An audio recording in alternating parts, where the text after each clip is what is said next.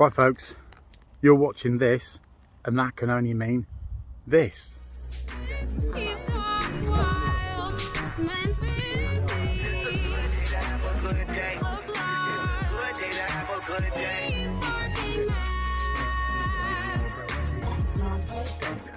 I couldn't have said it better myself.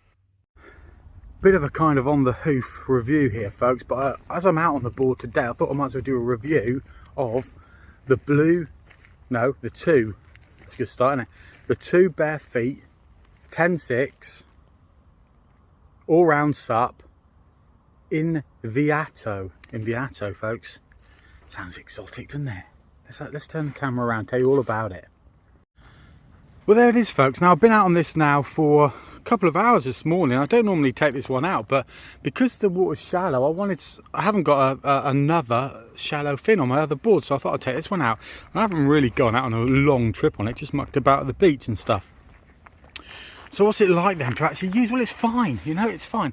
You can see it's got bend in it, but that isn't bend from pressure in the middle there. That's just the shape of the board. That's naturally how the board's designed. This is up to about 16 psi. I can go up to 18. It's relatively stable. It's not as stable, it's not as solid, nowhere near as solid if I'm honest, as my Curok board, but that's 729 quid. This was 300 odd, something like that. So, you know, you do get what you pay for, but this is fine. Cormorant there going by folks, cormorant going by. But you do get what you pay for, you know, but let's not get snobby here folks. This is their budget entry board. This is my second board if you like, so I can take my boy out and my wife out, we can get it on the water as a family, you know. This is good. So it's got smaller fin in the back, it's got two bite fins as well. You get a single chamber pump with it, which I'll be honest is blooming hard work pumping this one up, and it took me about 10 to 12 minutes to pump it up, so a bit longer than my bigger other board, but hey, who cares, who cares. The things that I really like about this, it's got the back and the front handles. Those boys there are really handy. If you can get one with a back handle, it's good because you can lift it up from the back and get it in the water easy. Lift that fin over. This has got one on the front, so if you end up say getting a couple of these and you've got some kids, you can carry them between you, so it's a really good idea. You got your bungees on the front, plenty of strapping down points here. And this package came with a seat, so you can effectively use it as a canoe. And then what I bought an adapter which effectively adds another paddle to the end. So it's like I can have it like a canoe paddle. So you can effectively use this as a kind of canoe. For those of you who aren't as keen as paddleboarding or not as stable on your feet, hey, you can still get out on the water. Yeah. So you've got of course your leash there as well, and it all comes in a big dry bag, which I actually quite like the idea of that. I've got a better bag with my Curok board, but it's heavier, it's bulkier, and actually if you were going to go from a place to another place and wanted to take all your gear including your bag with you, the dry bag is actually the better option. So it's not all bad news. And now yeah, I'm pretty impressed with it really.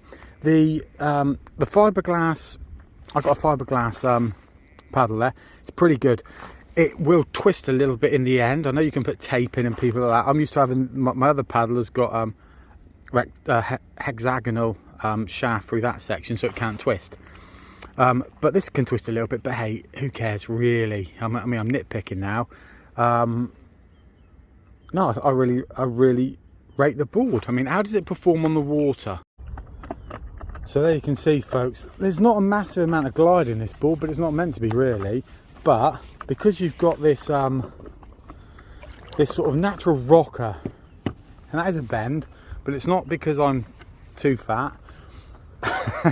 There's a natural bend in it. What it does is lifts the front of the board over the water a little bit. Now I know some boards want to cut through the water, but you're better having this coming up a little bit rather than it just being flat on the water in this instance with this shape of board. So I think this is probably a design idea rather than a sort of sag in the board. If there was a sag in the board, it'd be after you get on, you'd notice it's sag. You don't really notice that in this board. There's naturally a slight dip in it, but I would regard this as being a natural rocker in the board. Does it affect the performance? Not really. It will do compared of course to a touring board which will cut through the water differently, but this is what it is, so don't think it's something else. It's fine. It's slower than a touring board, but it's meant to be slower. It does turn quite well. You can turn it around pretty easily, so that's good. You know, swings and roundabouts for all these. Because it's a bit wider, you've got to reach a bit more. So I would say prepared to get the old midriff going, to prepare to lean to the side and try and get that paddle vertical as much as you can. So some people go, oh, I want a narrower board because I don't want to be reaching out so far and all the rest. I say get over it, get your shoulders out wide, start really working it, use it as a bit of a workout. And the fact that it's got a bit more drag on the water than a touring board, so what? Just get your finger out, get on with it, stop whinging. You got 300 or 400 quid in the bank, yeah, you can get home a bit later and count your money, right? So these here, I would say good value. And the other thing as well to bear in mind is these have got a range of boards. I'm on the entry board here. They've got ones which are double lined. This is quite a light board. I mean, this board and my Curot, they're about 10 kilos, less than 10 kilos, both of them. I'm used to that. If you're happy to carry something a bit heavy around, get a double line one, that'll give it more rigidity. And then of course the 2 bare feet range, you've got different shapes as well. They've got touring ones, they've got ones that are pulled in a bit more at the nose, they've got thicker ones, they've got thinner ones, they've got the lot really.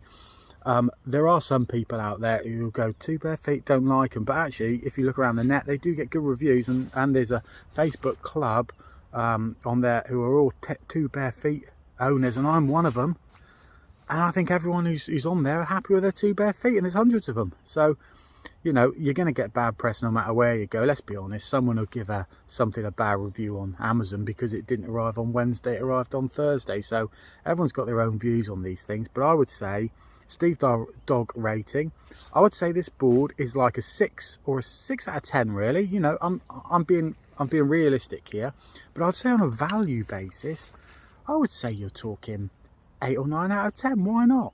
What else can you get for the money? You're getting out on the water, you're having a laugh, you're enjoying the surroundings. Just do it, folks, if you want. But seriously, when you're going to get a board, no matter what board you get, do your research, get views of many people, but then you'll have to make up your own mind, because these things are very personal, and somebody's great board might be somebody's schmate board. I think it's all right. Catch you guys on the paddleboarding, schmaddleboarding flip side.